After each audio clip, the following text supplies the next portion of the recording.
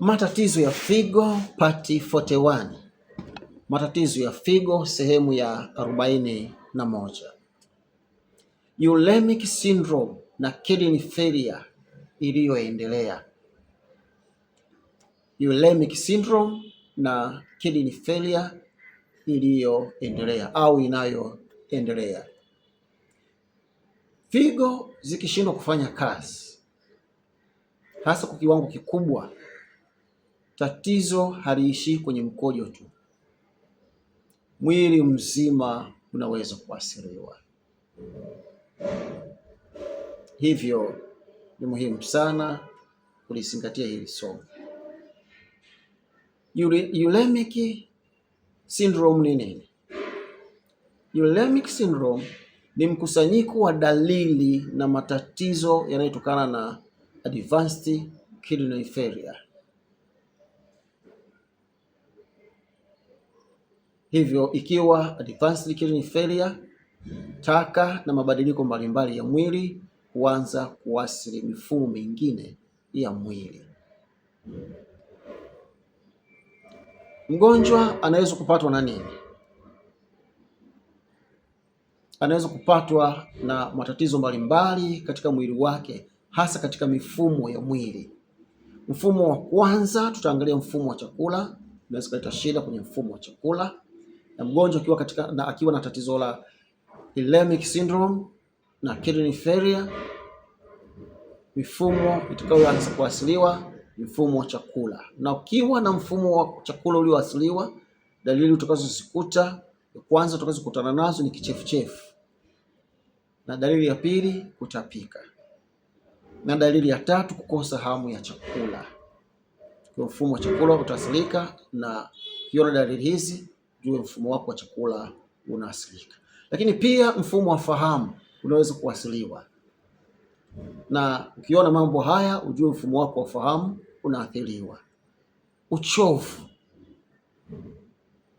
kuchanganyikiwa, usingizi mwingi, usingizi mzito, kutaka kulala kila mara unakuja kulala, mabadiliko ya fahamu katika hali kali. Unajiona hata wewe mwenyewe wakati mwingine fahamu zako ziko katika mabadiliko, au wenzako wanakuona kabisa huyu kama ana tatizo la fahamu.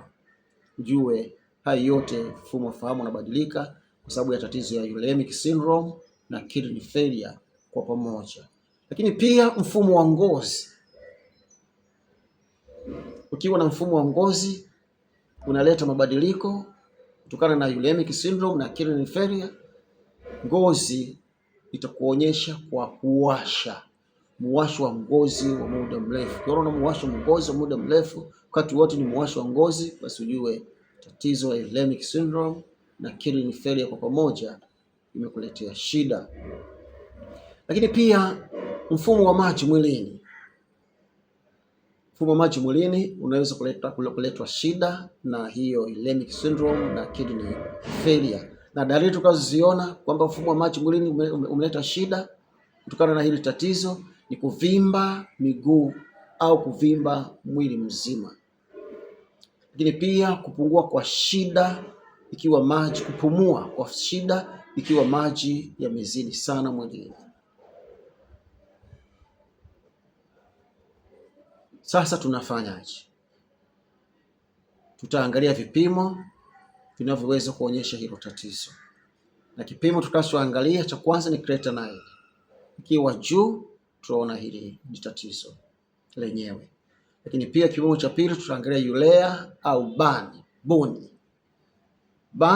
boni ikiwa juu, pia itathibitisha kwamba hili ni tatizo la uremic syndrome na kidney failure.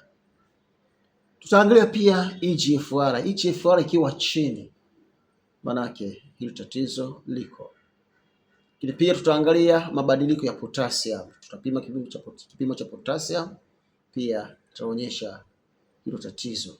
Lakini pia matatizo ya bicarbonate, kama bicarbonate pia na shida kwenye bicarbonate, itatuambia hilo tatizo. Sasa kama ndio vitu hivi vyote vimeonekana kwa mgonjwa wetu, dialysis itaingia. ili kusaidia. Dialysis ndiyo inayoweza kutumika kuondoa taka na maji ya ziada wakati figo hazijitoshelezi kufanya kazi kama inavyotakiwa. Uamuzi wa kuanza dialysis hautegemei namba tena ya creatinine au hivyo vitu tunavitaja hapo juu.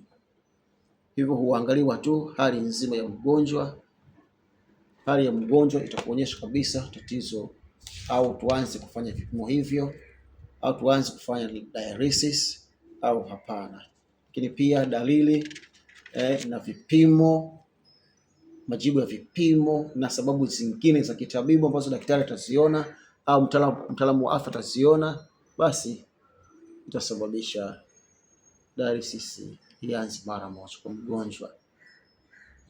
Swala la msingi tena la kufahamu hapa ni kwamba kidney failure inayoendelea inaweza kuathiri mwili mzima, na ndio maana kugundua na kufuatilia ugonjwa wa figo mapema ni muhimu sana. Kila mmoja ana wajibu kufuatilia afya yake kwa kuonana na wataalamu wa afya. Usiache kuonana na wataalamu wa afya kwa ajili ya kufuatilia maendeleo ya mwili wako. Hata kama unajiona ni mzima, kumbe kuna tatizo limeingia, lakini wewe bado hujaliona. Basi usiache kulike na kucomment, usiache pia kushare ili na wengine wajifunze pamoja nasi vipimo vya maabara na matatizo ya figo kwa lugha rahisi, kwa lugha nyepesi, kwa lugha ambayo kila mmoja anaweza kuielewa, hata mtoto mdogo. Mungu abariki sana. Amen.